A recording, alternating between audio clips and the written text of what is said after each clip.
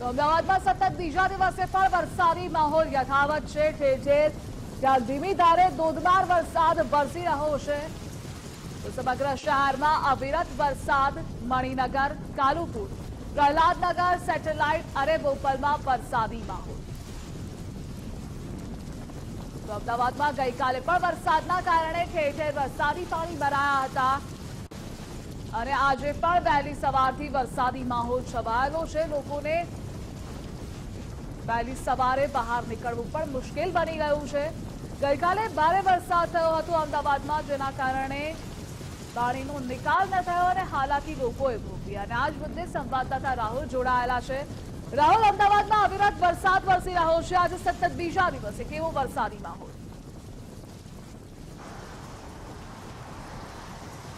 બિલકુલ ધ્રુવિસા, જે પ્રકારે હવામાન વિભાગ દ્વારા આગાહી કરવામાં આવી હતી કે આગામી 3 દિવસ સુધી અમદાવાદ સહિતના અનેક જિલ્લાઓ એવા છે કે જ્યાં ભારેથી અતિ ભારે વરસાદ જે છે વરસી શકે છે, તે મુજબ ગઈકાલે ની વાત કરવામાં તો વહેલી સવારથી જ અમદાવાદ શહેર અને ગ્રામ્ય વિસ્તારોમાં મુશળધાર વરસાદ જે વરસ્યો હતો, જેમાં અમદાવાદ શહેરમાં સરેરાશ 8 ઇંચ જેટલો વરસાદ વરસ્યો હતો. જ્યારે અમદાવાદના ગ્રામ્ય વિસ્તારની જો વાત કરવામાં આવે, દસકોઈ હોય, બાવળા હોય, ધોળકા હોય, તમામ જગ્યાએ અતિ ભારે વરસાદ જે છે વરસ્યો હતો.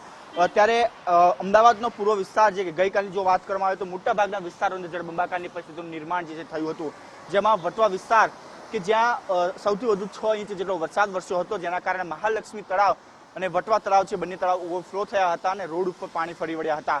સાથે જ અન્ય જો વિસ્તારની વાત કરવામાં આવે તો નિકોલ, ઓઢવ, વસ્ત્રાલ સહિતનો જે વિસ્તાર છે ત્યાં પણ વરસાદના કારણે વરસાદી પાણી ભરી ગયા હતા.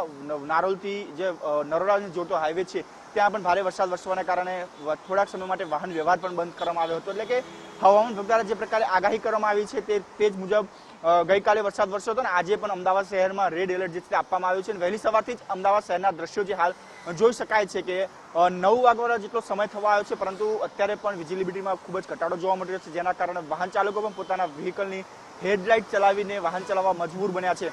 જો આજે હવામાનની જો વાત કરવામાં આવે તો આજે પણ અમદાવાદ શહેર સહિતના જે દક્ષિણ ગુજરાત કે મધ્ય ગુજરાતના જે જિલ્લાઓ છે, જેમાં અમદાવાદ, ગાંધીનગર હોય, મહેસાણા હોય કે પછી વડોદરા, સુરત, નવસારી, વલસાડ, તમામ જે જિલ્લાઓમાં છે ભારેથી અતિ ભારે વરસાદની જે છે હવામાન વિભાગ દ્વારા આગાહી કરવામાં આવી છે. અને આગામી 3 કલાક સુધી પણ ભારેથી અતિ ભારે વરસાદ જે છે એ અમદાવાદ શહેરમાં અને સાથે સાથે અન્ય જે જિલ્લાઓ છે ત્યાં પણ વરસાદ વરસી શકે છે.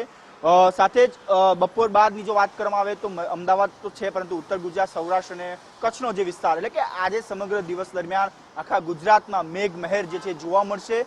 અને ખાસ કરીને જે પ્રકારે વરસાદ વરસ્યો છે ત્યારે ક્યાંક ને ક્યાંક ખેડૂતો માટે તો રાહતના સમાચાર છે, પરંતુ ત્યાં જે પ્રકારે અતિ ભારે વરસાદ જે જિલ્લાઓ અને ગ્રામ્ય વિસ્તારમાં વરસ્યો છે ત્યાં ક્યાંક ને ક્યાંક હવે ખેડૂતોના પાકને પણ નિષ્ફળ જવાની ભીતિ જે છે સેવારી છે. કારણ કે અમદાવાદનું ગ્રામ્ય વિસ્તાર કે દસકોની અંદર જે પ્રકારે 10 ઇંચ જેટલો વરસાદ વરસ્યો હતો તેના કારણે ખેડૂતોના જે ખેતરોમાં છે તેમાં પણ પાણી ભરાવાના કારણે પાક નિષ્ફળ જવાની ભીતિ સેવાઈ હતી.